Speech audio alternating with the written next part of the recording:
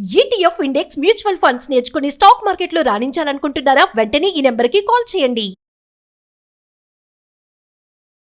నమస్కారం. కార్తీక పురాణం 29వ రోజు పారాయణలోకి వచ్చాం. నిన్నటి పారాయణలో యమాలయాన్ని దర్శించిన ధనేశ్వరుడు అనే పాపిని గురించి నారద మహాముని చెప్పిన మాటలు విన్నటువంటి ఈయన యమధర్మరాజు ఏం చేశాడో చూద్దాం. నారదుని హితవుపై రవంత చింతించిన రవిసుతుడు ఆ ధనేశ్వరునకు ప్రేతపతి అనే తన దూతని తోడిచ్చి నరకాన్ని తరింప చేయవలసిందిగా ఆదేశించాడు. ఆ దూత ధనేశ్వరుణ్ణి తనతో పాటు తీసుకువెళ్తూ మార్గమధ్యమందలి నరకభేదాలని చూపిస్తూ వాటి గురించి ఇలా వినిపించసాగాడు. గరుడ పురాణంలో ఉన్నాయి అని చెప్పబడేటువంటి నరకంలో శిక్షలు గురించి కొంచెం తెలియజేస్తారండి. ఇక్కడ తెలుసుకుందాం. పురాణంలో ఏది సులువుగా చెప్పేస్తారు, ఆ సులువుగా ఉన్న మార్గాన్ని మనం తేలిగ్గా తెలుసుకోగలుగుతాం. తప్తవాలుకము అట మొదటిది. ఓ ధనేశ్వర, మరణించిన వెంటనే పాపకర్ములు ఇక్కడ కాల్చబడిన శరీరములు కలవారే దిక్కులు ఒకళ్ళయ్యేలాగా రోధిస్తూ ఉంటారు. దీనినే తప్తవాలుక నరకము అంటారు. వైశ్వదేవ పరులైన అతిథుల్ని పూజించని వారు గురువులను, అగ్నిని, బ్రాహ్మణులను, గోవులను, వేద విధులను, యజమానిని కాళ్లతో తన్నిన వారి పాదాలను మా యమదూతలు ఎలా కాలుస్తున్నారో చూడు. పాదాలని మంటలో పెట్టి కాల్చేస్తారటండి. అంధతామిశ్రము తర్వాతది. ఈ నరకంలో సూదిమొనల వంటి భయంకర ముఖాలు కలిగినటువంటి పురుగులు పాపాత్ముల శరీరాలని తొలిచివేస్తూ ఉంటాయి. ఇది 16 రకాలుగా ఉంటుంది. ఇందులో కుక్కలు, గద్దలు, కాకులు మొదలైన పక్షి జంతు సమన్వితంగా ఉంటుంది. వాటన్నిటికీ మొహం మీద వాడైన కొమ్ములు ఉంటాయట. పరుల రహస్యాల్ని భేదించే పాపాత్ములందరూ ఈ నరకంలోనే దండింపబడతారు. ఎవరైనా జీవితాన్ని రహస్యంగా దాచుకుంటే దాన్ని శోధించి వీళ్ళు ఎక్కడికి వెళ్ళారు, ఎందుకు వెళ్ళారు, ఎవరు వచ్చారు వీళ్ళింటికి, ఇలాంటివి పరిశీలిస్తూ ఉంటారు. దాన్ని ఎవరో ఒకళ్ళకి తెలియజేసి బట్టబయలు చేస్తారు. మనకి ఇప్పుడు ఇతరుల రహస్యాలు బట్టబయలు చేయటమే కదా మన తాలూకు పద్ధతి. వీళ్ళందరూ ఈ నరకంలో పడతారట. ఎదురింటి వాళ్ళ ఇంటికి ఎవరు వచ్చారో తెలుసుకుని వాళ్ళ కోడలకో, కూతురుకో, వాళ్ళ ఇంటికి వచ్చే వాళ్ళు ఎవరికో, లేకపోతే మీ శత్రువులు వీళ్ళింటికి వస్తున్నారని వాళ్ళకి చెప్పటమో ఇలాంటి పనులు చేస్తారు. పాపిష్టి పనులు మనకు అక్కర్లేని పనులు చేసే వాళ్ళందరూ, ఇతరుల రహస్యాల గురించి మాట్లాడే వాళ్ళందరూ కూడా ఈ అంధతామిశ్రంలో పడతారు. తర్వాతది క్రకచమట. ఈ పేరు గల నరకం మూడోది. ఇక్కడ పాపాత్మలను అడ్డంగాను, నిలువుగాను, ఏటవాలుగాను, సమూలంగాను, అంగాంగాలుగాను రంపాలతో కోసేస్తారట. అన్ని పక్కల నుంచి కోయబడుతూ ఉంటారు. తర్వాతది అసిపత్ర వనం. 4 నరక ధోరణి, 4వ నరక ధోరణి అట. ఇది అసిపత్ర వనం అంటారు. భార్యాభర్తలను, తల్లిదండ్రుల నుంచి సంతానాన్ని ఎడబాపులు చేసే పాపులంతా ఈ నరకానికి చేరి నిలువెల్లా బాణాలతో గుచ్చబడి అసిపత్రాల చేత, ఆ ముళ్ల చేత శరీరాలు చించబడి ధారలుగా కారే నెత్తుటి వాసనకు వెంటబడి తరిమేటువంటి తోడేలు గుంపులకు భయపడి పారిపోవాలని పరుగులు తీసి పారిపోయే దిక్కులేక పరితపిస్తూ ఉంటారు. సంపుట, భేదించట మొదలైన విధులతో ఈ నరకం 6 రకాలుగా ఉంటుంది. భార్యాభర్తల మధ్యలో ఎడన రావడానికి దోహదం చేసేవాళ్ళు కానీ, కుమారులను, కుమార్తెలను అమ్మా నాన్నల మొహం చూడకుండా చేసేటువంటి భార్యలు కావచ్చు, భర్తలు కావచ్చు, ఒక్కొక్కసారి బంధువులు కూడా మీ నాన్న అలాంటి వాడు, మీ అమ్మ ఇలాంటిది, ఇలాంటివి చెప్పి పిల్లల మొహాలు చూడనివ్వకుండా చేస్తారు. పిల్లలు, తల్లిదండ్రులు, వాళ్ళకి ఈ పాపం వస్తుంది. ఆ పాపాల వల్ల ఈ అసిపత్ర వనంలో వాళ్ళు వేధించబడతారు. తర్వాతది కూట శాల్మలి అట. ఇది 16 రకాలుగా దండిస్తుందట. పరస్త్రీలను, పరద్రవ్యాన్ని హరించేవాళ్ళు, పరాపకారులు అయినటువంటి పాపులు ఉండేదే ఈ కూట శాల్మలి నరకం. పరాపకారులు, ఇతరులకి అపకారం చేసేవాళ్ళు, ఒట్టి పుణ్యానికి పక్కవాడిని ఏడిపెచ్చుకు తినేవాళ్ళు. ఇప్పుడు మనకేముందండి, ఇతరులను హింసించడమే మన సంతోషం. మనం అలాంటివే చూస్తాం. ఒక్కొక్కసారి అవతల వాళ్ళ మరణాలకు కూడా పిల్లలు కూడా చేసేస్తున్నారు అలాంటి పనులు ఈ కాలంలో. ఈ కాలేజీల్లో వాళ్ళని ఏడ్పించటాలు ఇవి చేస్తుంటారు కదా. ర్యాగింగ్ వల్ల మరణాలు, అత్యంత భయానకమైన దృశ్యాలు చూడడం వల్ల, భయానకమైన పనులు చేయించడం వల్ల వాళ్ళు ఎప్పటికీ డిప్రెషన్ నుంచి బయటపడరు.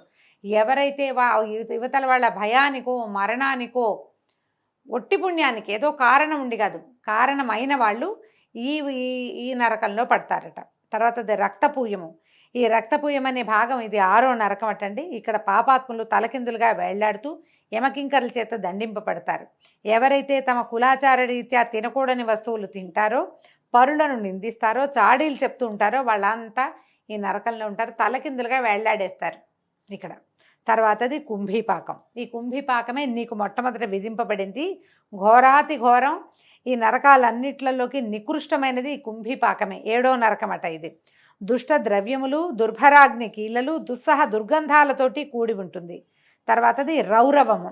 ఈ రౌరవం నరకాలలో 8 రౌరవ నరకం దీర్ఘకాలికం. ఇవన్నీ చిన్నవి, అంటే తక్కువ కాలం ఉంటాయి. పైకి చెప్పినవన్నీ, ఇది ఎక్కువ పెద్దదట. ఇందులో పడిన వాళ్ళు కొన్ని వేల సంవత్సరాల దాకా బయటపడలేరు. రౌరవాది నరకాల్లో పడిపోవటం, దీంట్లో నుంచి ఎప్పటికీ బయటపడలేరు. ధనేశ్వర, మన ప్రమేయం లేకుండా మన కంటిన పాపాన్ని శుష్కమని, మనకు మనమే చేసుకున్న పాపాన్ని ఆర్ద్రమని అంటారు. ఈ 2 రకాల పాపాలు కలిపి 7 విధాలుగా ఉంటాయి. ఇవేమేమిటి? అపకీర్ణము, పాంక్తేయము, మలినీకరణము, తర్వాత జాతి భ్రంశము, ఉపవీతకము, అతిపాతకము, మహాపాతకము. ఈ పరిదృశ్యమానులైన నరుల చేత ఉపరి 7 రకాల నరకాలు వరుసగా అనుభవించబడుతూ ఉంటాయి. కానీ నువ్వు కార్తీక వ్రతస్థులైన వారి సాంగత్యం ద్వారా పొందిన అమిత పుణ్యం కలిగిన వాడు కావడం వల్ల ఈ నరకాల్ని కేవలము దర్శన మాత్రంగానే తరించగలిగావు. వీటిని చూసి దాటి వచ్చేసాడనమాట ఇతను. పై విధంగా చెప్తూ యమదూత అయిన ప్రేతాధిపతి అతనిని యక్షలోకానికి చేర్చాడు. అక్కడ యక్షరూపుడై కుబేరునకు అత్యంత ఆప్తుడై ధనయక్షుడనే పేరును పొందాడు ఈ ధనేశ్వరుడు. విశ్వామిత్రుడు అయోధ్యలో ఏర్పరిచిన ధనయక్ష తీర్థం ఇతని పేరు మీదే ఏర్పరచబడిందట. అయోధ్యలో ఉందట ధనయక్ష తీర్థం. అందువలన సత్యభామ, పాపహారిణి, శోకనాశిని అయిన కార్తీక వ్రత ప్రభావం వల్ల మానవులు తప్పనిసరిగా మోక్షాన్ని పొందగలరంటంలో ఏమాత్రమూ అతిశయోక్తి లేదు అని చెప్పి సత్యభామకు చెప్పినవాడే శ్రీకృష్ణుడు సాయం సంధ్యానుష్ఠార్థమై స్వీయ గృహానికి వెళ్ళాడని సూతుడు ఋషులకు ప్రవచించాడు. ఇప్పుడు సూత మహాముని చెప్తున్నాడు, ఈ కార్తీక మాసము పాపనాశిని, విష్ణువుకి ప్రియకరి, శివునికి అత్యంత ప్రియకరి, వ్రతస్థులకు ముక్తిదాయిని అయి ఉంది. కల్పోక్త విధిగా విష్ణు జాగరణలను, ప్రాతస్నానము, తులసీ సేవ, ఉద్యాపనము, దీపదానము అనే ఈ 5 కూడా కార్తీక మాసంలో ఆచరించిన వాళ్ళు ఇహాన భుక్తిని పొందుతున్నారు. పాపాలు పోవాలన్నా, దుఃఖాలు తీరాలన్నా, కష్టాలు కడతేరాలన్నా కార్తీక వ్రతాన్ని మించింది మరొకటి లేదు. ధర్మార్థకామ మోక్షాలు 4 కోసము ఈ కార్తీక వ్రతం ఆచరించవలసి ఉంటుంది. కష్టములలో ఉన్నవాడైనను, దుర్గారణ్యగతుడైనా, రోగి అయినా సరే విడవకుండా ఈ వ్రతాన్ని పాటించాలి. ఎటువంటి ఇబ్బందులు కలిగినా సరే వ్రతాన్ని మానకుండా శివాలయంలోనో విష్ణువాలయంలోనో హరిజాగరణాన్ని ఆచరించాలి. శివ విష్ణు దేవళాలు చేరువలో లేనప్పుడు రావి చెట్టు వద్ద కానీ తులసీవనంలో కానీ వ్రతం చేసుకోవచ్చు. విష్ణు సన్నిధానంలో విష్ణు కీర్తనలు ఆలపించేవాళ్ళు, సహస్ర గోదాన ఫలాన్ని వాద్యాలు వాయించేవాళ్ళు అశ్వమేధ ఫలాలని, వాద్యాలు వాయించేవాళ్ళు అశ్వమేధ ఫలాలని, నర్తకులు సర్వతీర్థాల స్నాన ఫలాన్ని పొందుతారు.